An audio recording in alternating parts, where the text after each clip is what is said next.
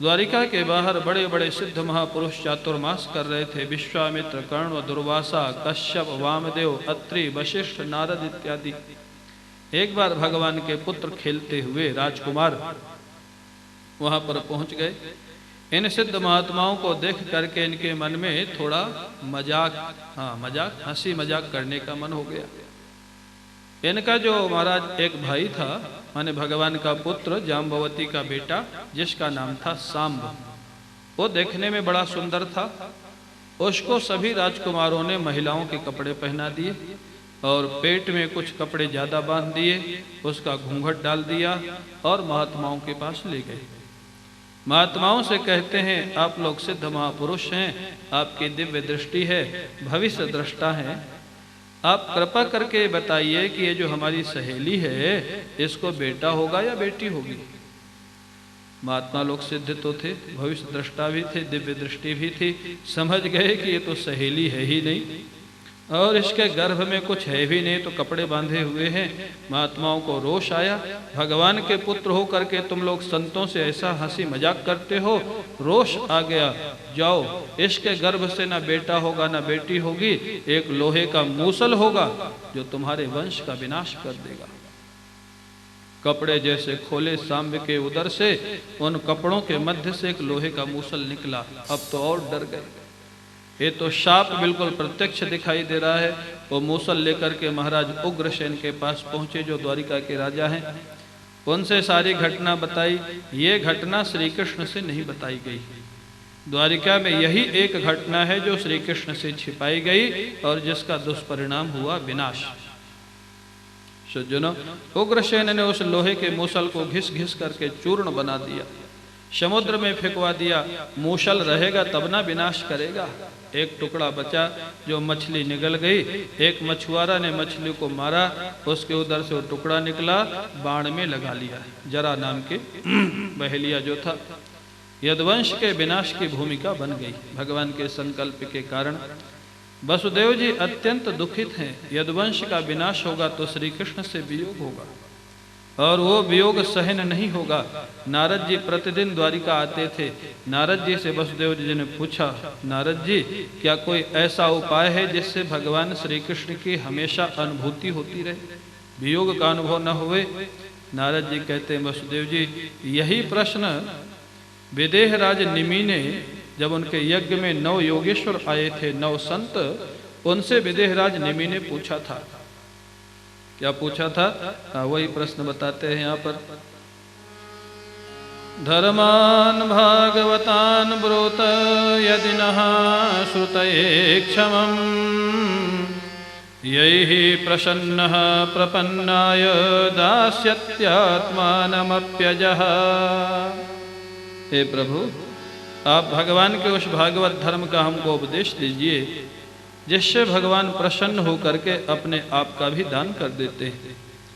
कवि नाम के योगेश्वर ने कहा, भागवत धर्म का जो स्वरूप है ना, बड़ा सरल, बड़ा सहज।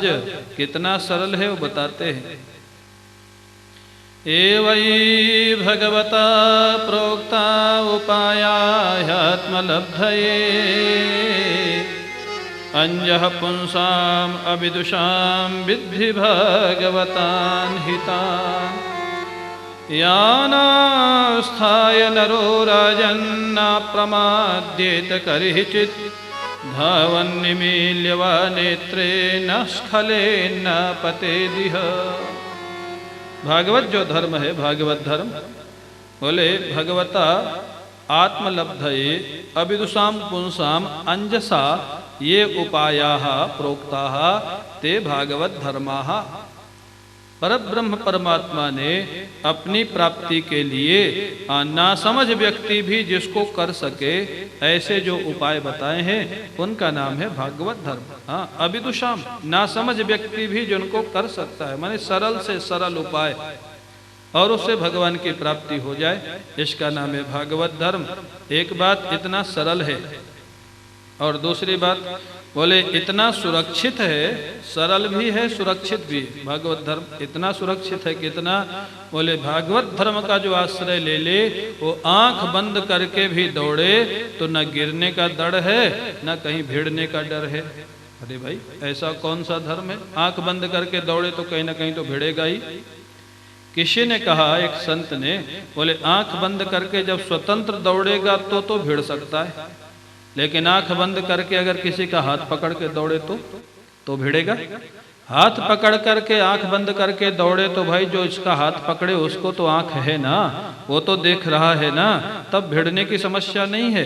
तो भागवत धर्म क्या है, बोले भगवान का हाथ पकड़ करके ही दौड़ना है। भगवान का हाथ जहाँ रहता है वहाँ गिरने की समस्या नहीं है। भगवान की खुशी के लिए करने लग जाओ।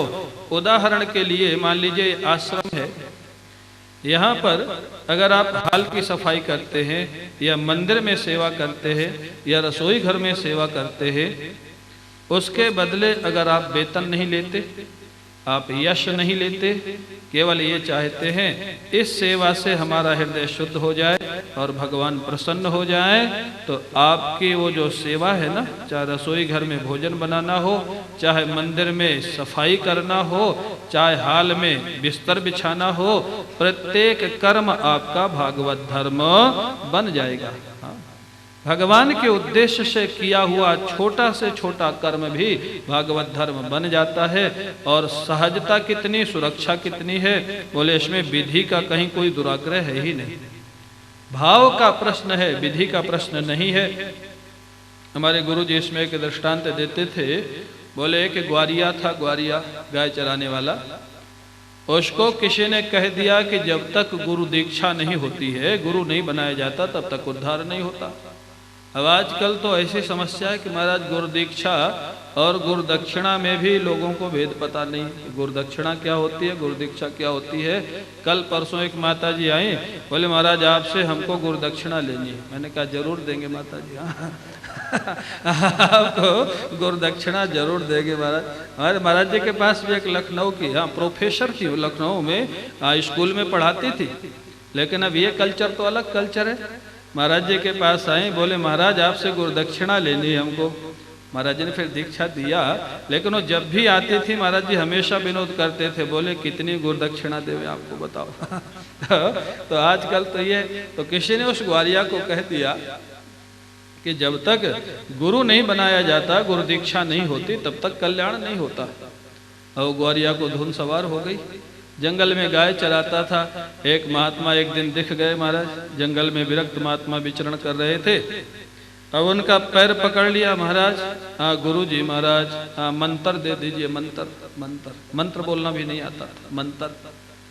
हमारे गुरु जी कहते थे मंत्र का भी अर्थ है, मंत्र माने जिससे मन तर हो जाए, आनंदित हो जाए, हाँ उसका नाम मंत्र, जिसके जपने से मन आनंदित हो जाए। हाँ हमारे गुरु जी तो ऐसे ऐसे अर्थ करते थे, मन तर, तो बोले मंत्र, बोले मंत्र दे दीजिए महाराज। अब वो महात्मा सोचे कि इसको मंत्र बोलना भी नहीं आता है, तो इसको मैं कोई संस्कृत का महाराज बीज मंत्र इत्यादि लगा के दूंगा तो ये बोल भी नहीं पाएगा। एक भगवान का नाम बता दिया, अघमोचन, अघमोचन नाम बता दिया कि भाई इसके जपने से भगवान प्रसन्न होंगे, पापों का विनाश होगा।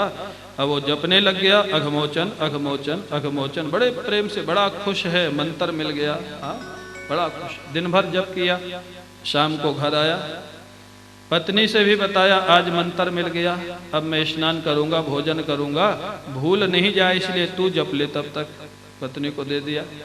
पत्नी महाराज जपती रही, अघमोचन अघमोचन अघमोचन। अब वो भोजन किया, भोजन के बाद पत्नी से बोला कि अब बताओ क्या था मंत्र। हाँ पत्नी भी भोजन परोसने में भूल गई, वो भी बिना पढ़ी लिखी, ये भी बिना पढ़ा लिखा। पत्नी घबराई कि अब नहीं बताऊंगी तो महाराज डांट पड़ेगी। वो अब अघमोचन का अर्थ तो जानती नहीं थी, महाराज ग्वारिया थे, गाय चराते थे, वो बोल दी घमोचन। ये घमोचन था। अब वो लगा जपने, अब उसको लगा तो सही कि घमोचन नहीं था, लेकिन क्या था ये भी नहीं समझ में आ रहा। जप रहा है घमोचन घमोचन घमोचन, दिन भर जपता है। और भाव यही है कि भगवान का नाम है, भगवान का मंत्र, भाव वही है, विधि बिल्कुल नहीं, भाव है। घमोचन घमोचन घमोचन। 1 महीना बीत गया, भगवान तुम्हारा जो भी जहाँ साधन भजन कर रहा है भगवान हमेशा देखते हैं। भगवान बड़े प्रसन्न हुए इसकी सरलता से, सहजता से। उन्होंने मन बनाया चलो इसको दर्शन देते। भगवान आने लग गए। लक्ष्मी जी ने पूछा प्रभु कहाँ जा रहे हैं? बोले मेरा एक अलौकिक भक्त है, उसको दर्शन देने जा रहा हूँ। लक्ष्मी जी बोली अलौकिक है तो मैं भी चलूंगी। भगवान बोले नहीं, तुम्हारे चलने लायक नहीं है वो, हाँ तुम मत चलो। बोले नहीं हम तो चलेंगे महाराज। लक्ष्मी जी आ गई साथ में, बोले ठीक है चलो। भगवान ने उसके पास आकर के थोड़ा दूर खड़े हो गए, जहाँ वो गाय चरा रहा था, जप रहा है घमोचन घमोचन घमोचन, किसी से कुछ बोलता नहीं था, दिन भर गाय चरावे मंत्र जपे। भगवान ने कहा लक्ष्मी जी ये है वो भक्त। लक्ष्मी जी बोली ठीक है मैं देखती हूँ जरा। पास में गई, ध्यान से सुनने लग गई क्या जप रहा, भगवान इतना खुश क्यों है इसके ऊपर, जप रहा है घमोचन घमोचन घमोचन। लक्ष्मी जी सोचती हैं ना तो ये विष्णु सहस्त्र नाम में है ना गोपाल सहस्त्र नाम में, कौन सा नाम है भगवान का, घमोचन, ये तो कभी मैंने सुना ही नहीं। लक्ष्मी जी बोली प्रभु ये आपका नाम तो जप नहीं रहा। बोले मेरा ही जप रहा है। बोले नहीं आपका नाम तो है नहीं। और बोले नहीं है तो क्या हुआ, इसने नया नाम बना दिया मेरा। बोले नहीं आपका नहीं। बोले तो उसी से पूछ लो अगर विश्वास नहीं है। लक्ष्मी जी उससे पूछी भैया किसका नाम जप रहे हो। वो पहले तो बोला नहीं, डरता था कि भूल जाएगा, अगर मैं और कुछ बातचीत करूंगा तो भूल जाएगा। एक बार भूल गया, बोलता ही नहीं था किसी से। लक्ष्मी जी दोबारा पूछी किसका नाम जप रहे हो। थोड़ा रोष तो आया, एक बार पत्नी ने भुला दिया, ये पता नहीं दोबारा कौन है ये भुला देगी। फिर नहीं बोला, धैर्य धारण किया। तीसरी बार जोर से लक्ष्मी जी बताते क्यों नहीं किसका नाम जप रहे हो। अब गुस्सा आया, बोले जा तेरे खसम का जप रहा हूं। लक्ष्मी जी के खसम तो नारायण। अब लक्ष्मी जी भागी वहां से। भगवान ने कहा कि क्या हुआ। बोले आप ही का जप रहा है महाराज, आप ही का नाम जप रहा है, पक्का भगत है आपका।